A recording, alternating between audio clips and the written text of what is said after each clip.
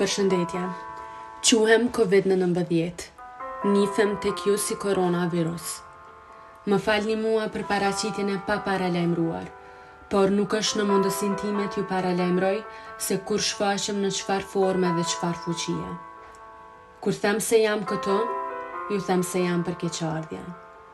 Më erdh keq t'ju shoh se si për mbrapsht po zhvilloheni. Ju dha një vend, një jetë e mirë, jeni duke e bërë të kundërtën. U lodha duke shikuar se si me duart e juaja shkatroni çdo gjë. U lodha duke parë si planetin e trajtoni. Dhuna juaj, luftrat e juaja ndërmjet konflikteve e paragjykimeve të juaja. Isha i lodhur prej ankesave, inatit të juaj social, egoizmi juaj.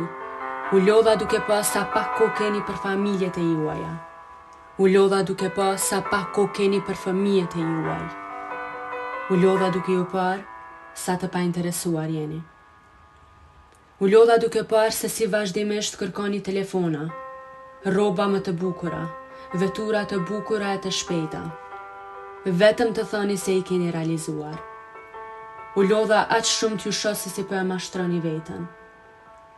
U lodha duke pa sa pak kohë merrni për të komunikuar ndërmjet vete, e nuk ndërmerrni asgjë për të ndryshuar. Jam i fuqishëm, ndoshta shumë i fuqishëm, por se shikoj askënd në fytyrë, sepse unë jam një virus. Çka dua t'ju tregoj është e thjeshtë. Dua t'ju tregoj kufirin e shoqërisë. Çdo gjë e bëra me qëllim. Dua t'ju ndaloj, sepse dua tani e tutje gjithë energjinë ta keni kryesore në jetën e juaj, për jetën e fëmijëve të juaj. Ti përqafoni, ti ruani, të keni kohë për ta.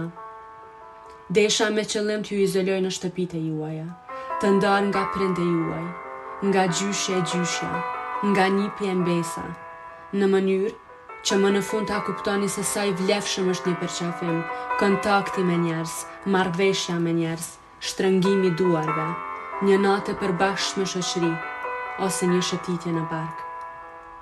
Kjo duhet të jetë një fillim i ri. Ju jeni krejtë në jetë, por unë jam ndryshe. Për atë, ju lutem mos bëni krahasime në mes jush. Unë jam vetëm në një shëtitje botërore. T'ju tregoj që të qëndroni së bashku dhe të punoni së bashku. Unë kam arritur në një kohë të shkurt ta ndaloj çdo lëvizje në tërë botën, por supozohet që të zgjas për gjithmonë. Kështu jetoni jetën e juaj aq më thjesht sa mundeni. Merrni frymthellë, bëni mirë. Shijojeni natyrën, bëni atë që ju pëlqen, përmbusheni ëndrat dhe arriteni ato. E kur të filloni të jetoni, unë do zhdukem. Por mos harroni kurrë që të jeni njerëz të mirë, sepse unë, edhe nëse zhdukem, do të vi përsëri, por pa paralajmërim.